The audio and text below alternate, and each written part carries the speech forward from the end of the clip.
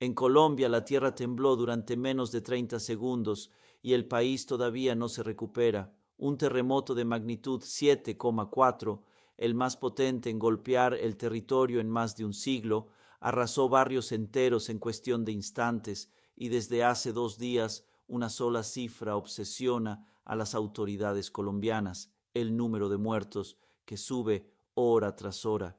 Este martes, el balance oficial alcanzó los 181 decesos, 2.595 heridos y, sobre todo, un misterio escalofriante en torno a los desaparecidos: cerca de 195 según el gobierno, casi 4.000 según bases de datos ciudadanas.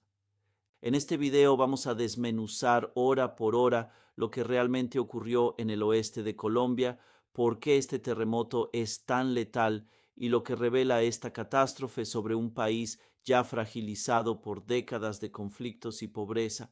Todo comienza este lunes en el oeste colombiano. Alrededor de las 3 de la tarde hora local, el suelo comienza a vibrar violentamente en el departamento del Chocó, una de las regiones más pobres y menos desarrolladas del país.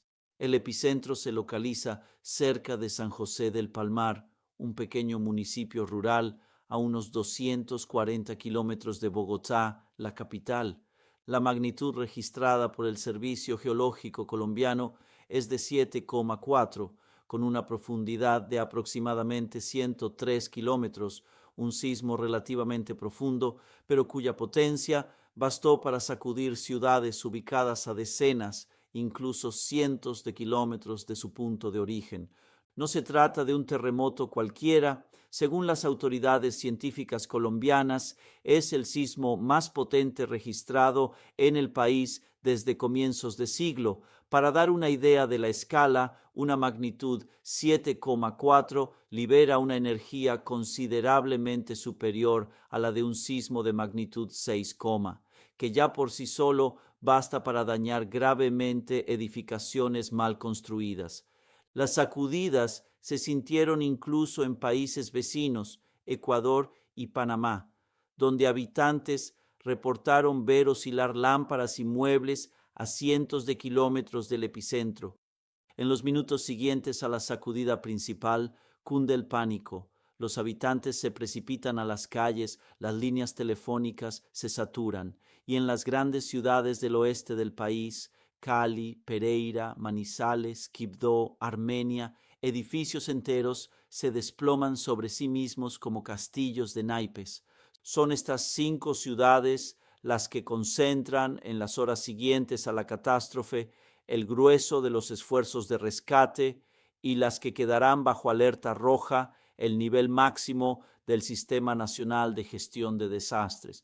Ahí es donde la historia se vuelve particularmente difícil de seguir para los medios de todo el mundo. El balance humano de este sismo evoluciona literalmente hora tras hora y cada nueva actualización parece más pesada que la anterior. Desde las primeras horas tras la catástrofe, las autoridades locales hablan de un centenar de muertos. Luego, al día siguiente, la cifra sube a 132 víctimas y más de 570 heridos, según la Asociación Colombiana de Capitales, el organismo que centraliza la información proveniente de los municipios afectados. Apenas unas horas más tarde, ese total ya está superado, según algunos recuentos de los grandes medios internacionales que agregan las cifras que llegan del terreno. El martes, el presidente colombiano, Abelardo de la Espriella, que apenas había asumido el cargo 3 días antes de la catástrofe, anuncia un balance actualizado, esta vez oficialmente validado por su gobierno. Al menos 181 muertos y 2.595 heridos. Una cifra que, como las anteriores, probablemente no tiene nada de definitiva.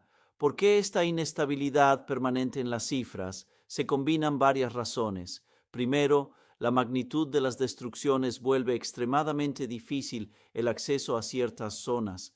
Carreteras cortadas, puentes derrumbados, pueblos enteros aislados en los días posteriores a la sacudida.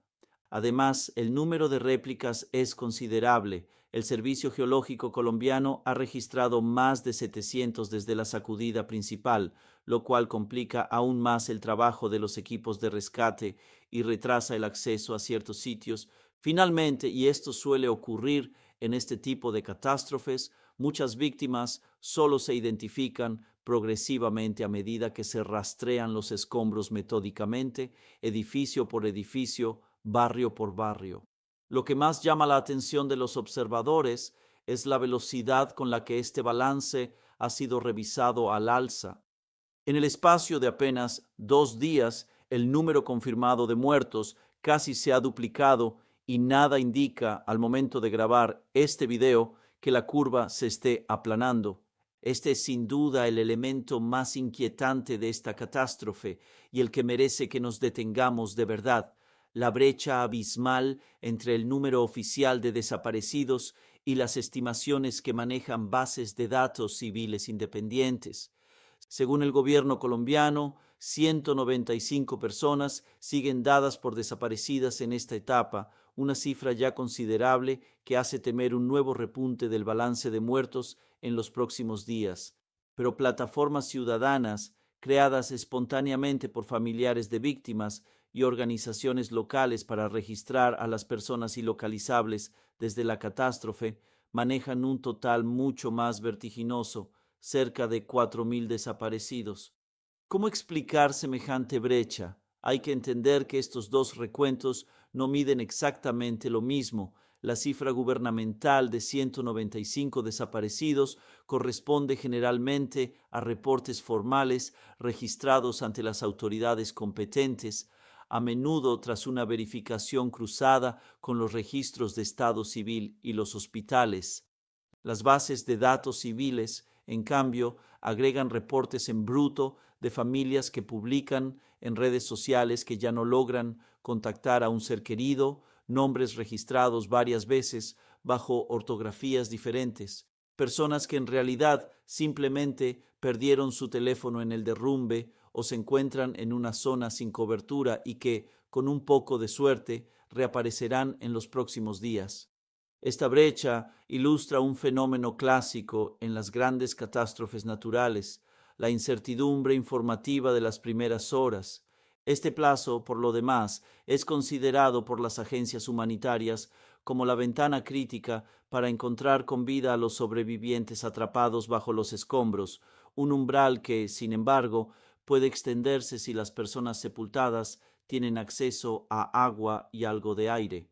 Aún en la hipótesis más optimista, en la que la gran mayoría de los cerca de 4.000 nombres registrados por las plataformas ciudadanas correspondan simplemente a duplicados o a personas finalmente ilocalizables por razones benignas, la magnitud del fenómeno da una idea del caos informativo que reina actualmente en las zonas siniestradas.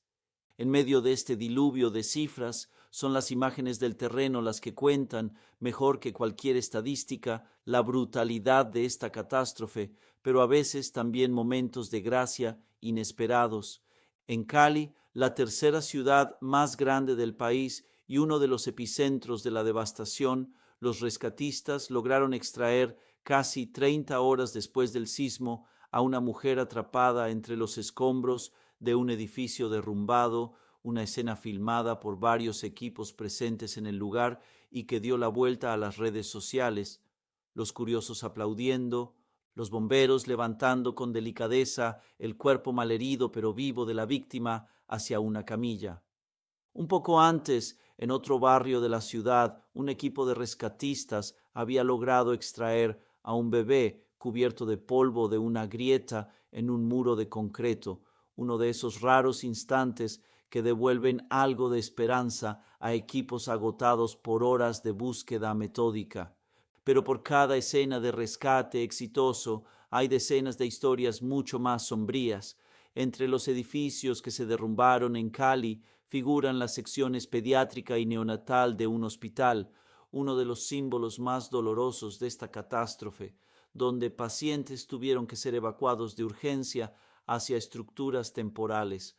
A pocos kilómetros de allí, en un gimnasio escolar transformado apresuradamente en centro médico improvisado, Filas de camas acogen ahora a pacientes evacuados de clínicas dañadas bajo la luz cruda de los tubos fluorescentes, a falta de un hospital todavía en pie para recibirlos.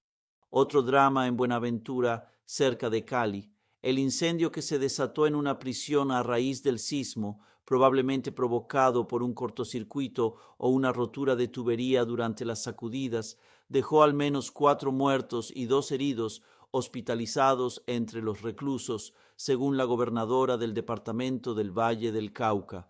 Un recordatorio escalofriante de que las repercusiones de un sismo no se limitan al derrumbe de edificios. Incendios, cortes de electricidad, rotura de tuberías de agua y gas forman una cascada de peligros secundarios que los equipos de rescate deben gestionar en paralelo a las operaciones de salvamento propiamente dichas. En el terreno, los equipos de rescate utilizan perros entrenados para detectar señales de vida, cámaras térmicas capaces de captar el calor corporal bajo metros de escombros y micrófonos ultrasensibles para captar el menor gemido, el menor rasguño contra el concreto.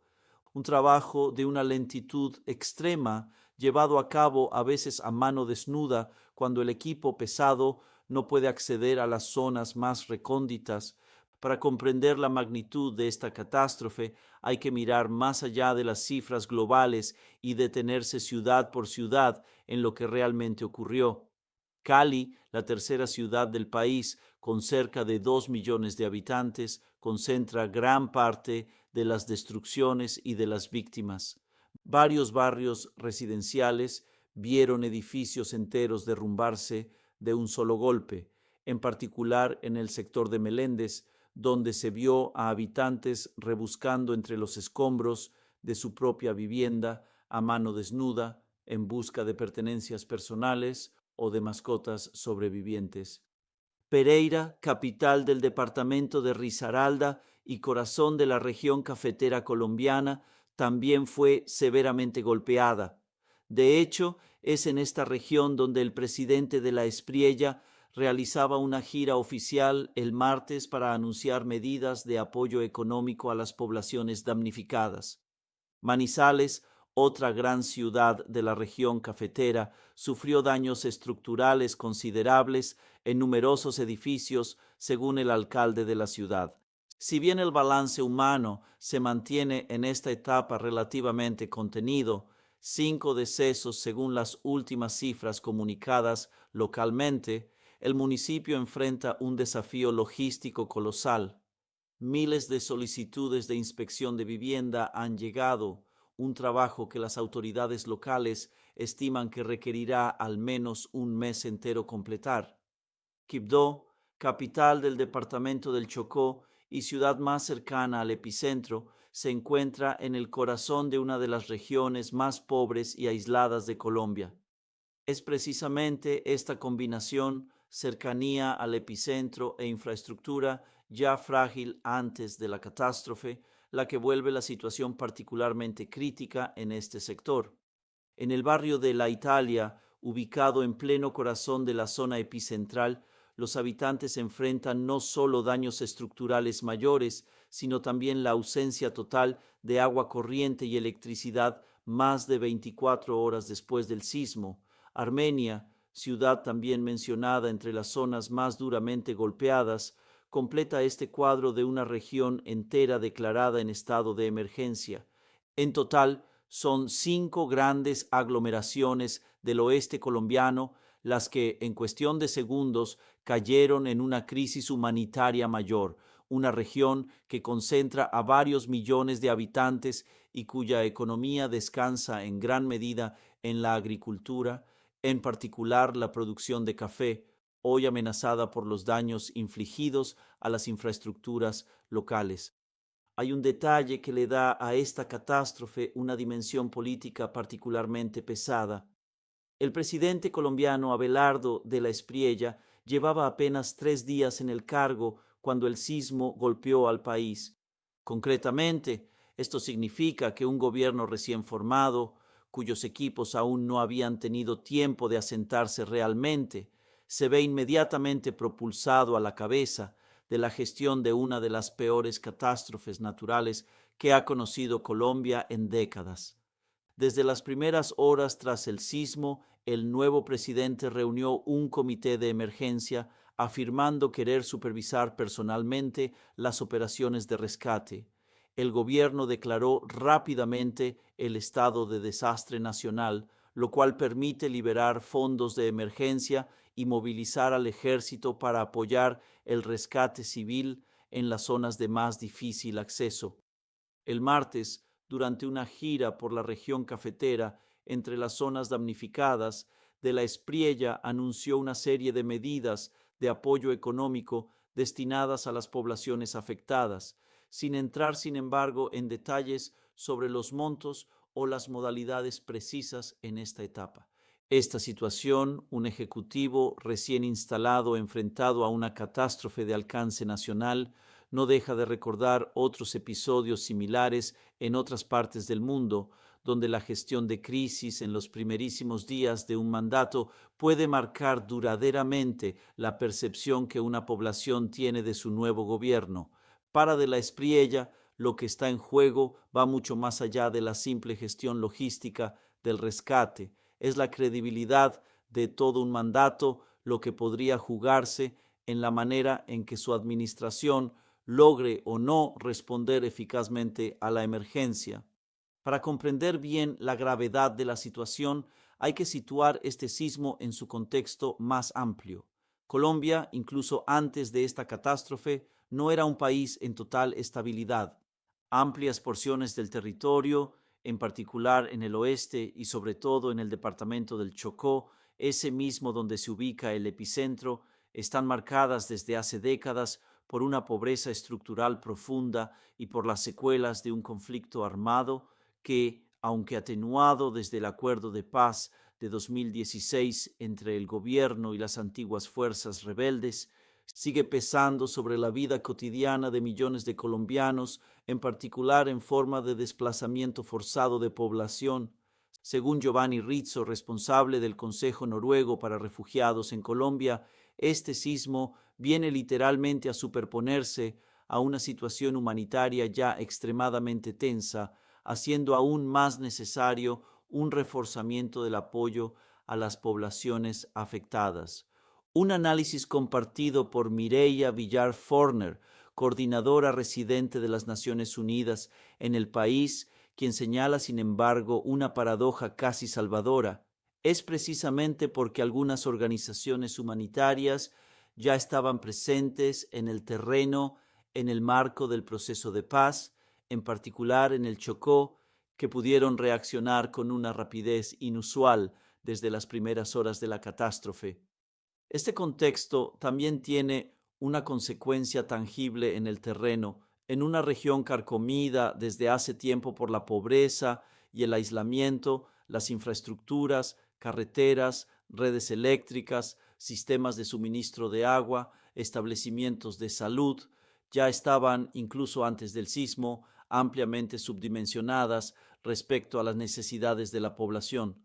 Un sismo de esta magnitud en una región mejor dotada de infraestructura moderna y de edificaciones con normas antisísmicas estrictas probablemente habría causado daños notablemente menos dramáticos. Es esta combinación de magnitud excepcional y vulnerabilidad preexistente del territorio la que explica en gran parte la severidad del balance humano. Frente a la magnitud de la catástrofe, la comunidad internacional se movilizó con una rapidez notable mediante una mezcla de ayuda financiera, material y humana. Estados Unidos anunció un paquete de ayuda que supera los 15 millones de dólares destinado a apoyar las operaciones de rescate y reconstrucción. México, por su parte, se comprometió a enviar cientos de rescatistas y personal de salud, acompañados de toneladas de material médico y equipo de emergencia.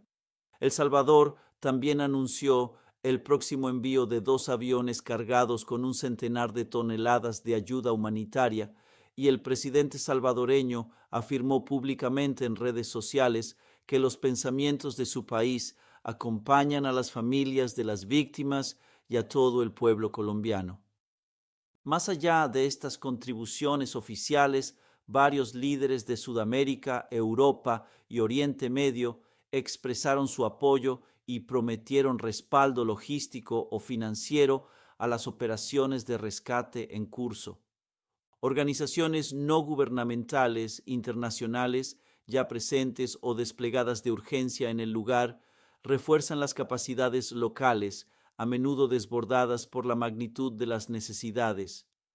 Esta afluencia de ayuda internacional, por bienvenida que sea, plantea, sin embargo, un desafío logístico considerable para un gobierno todavía en proceso de asentarse. Coordinar la llegada de decenas de equipos extranjeros y toneladas de material mientras se gestionan simultáneamente las operaciones de rescate en el terreno y la comunicación de crisis ante una población traumatizada es a menudo en esta fase de coordinación más que en la movilización inicial de recursos, donde se juega la eficacia real de la respuesta humanitaria en los días siguientes a una catástrofe de esta magnitud. Es legítimo preguntarse por qué un sismo de magnitud 7,4, una cifra elevada por cierto, pero lejos de ser excepcional a escala mundial, pudo causar semejante nivel de destrucción y un balance humano tan pesado. La respuesta radica en la conjunción de varios factores. Primero, la geología misma de Colombia. El país se encuentra en el cruce de varias placas tectónicas mayores, entre ellas la placa de Nazca, la placa Caribe y la placa sudamericana, lo cual lo convierte en una de las zonas sísmicamente más activas de América Latina. Esta intensa actividad tectónica explica por qué el país ya ha sufrido en el pasado sismos devastadores, sin que por ello todo el territorio cuente con normas de construcción antisísmica rigurosamente aplicadas, en particular en las regiones menos desarrolladas como el Chocó. Además, hay que tener en cuenta la calidad o más bien la insuficiencia de las edificaciones en muchas de las zonas afectadas. En las regiones rurales y periurbanas más pobres, gran parte de las construcciones se realizan de manera informal, sin respeto sistemático de las normas sismorresistentes, con materiales a veces poco adecuados para resistir las sacudidas. Es esta vulnerabilidad estructural la que explica en gran medida por qué edificios enteros, incluidas infraestructuras tan sensibles como un hospital, se derrumbaron de un solo golpe. Otro factor menos intuitivo, pero igual de determinante, tiene que ver con el momento de la catástrofe. El sismo golpeó a comienzos de la tarde, un horario en el que numerosos edificios, escuelas, oficinas, comercios, hospitales, estaban ocupados por un gran número de personas, a diferencia de un sismo que ocurriera en plena noche, cuando la población se encontraría mayoritariamente en su casa, en viviendas a veces menos densas en términos de ocupación simultánea.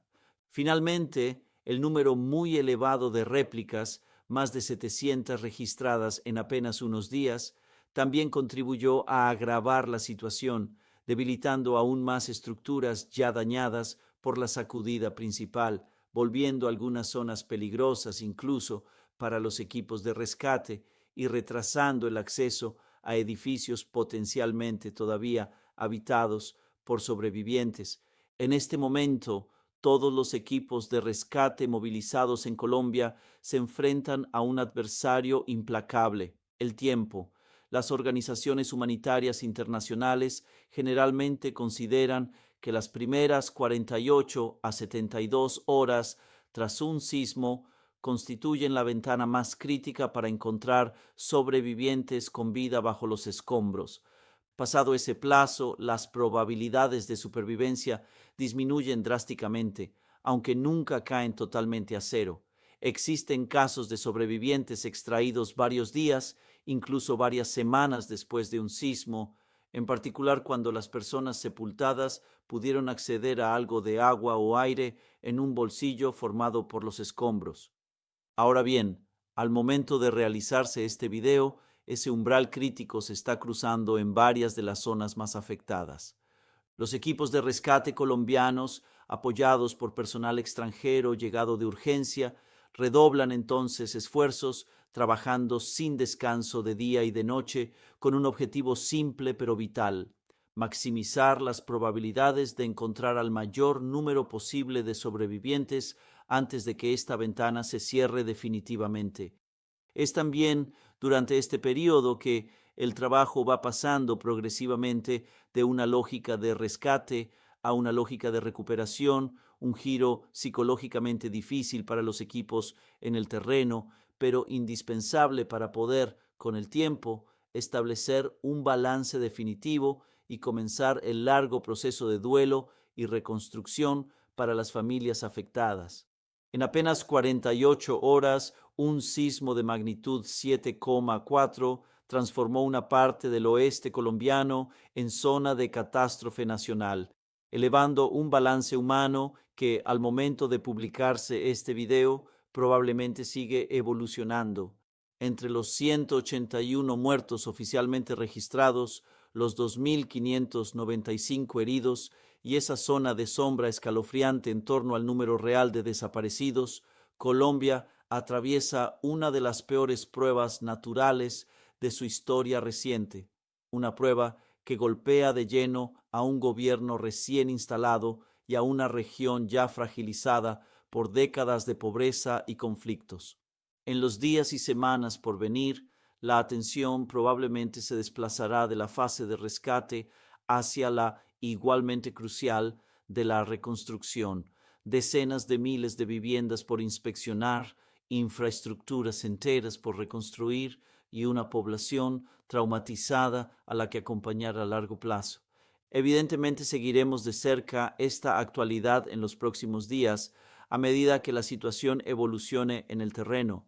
Si este video les permitió ver con más claridad esta catástrofe, no duden en compartirlo y suscribirse para no perderse nuestros próximos análisis de la actualidad internacional.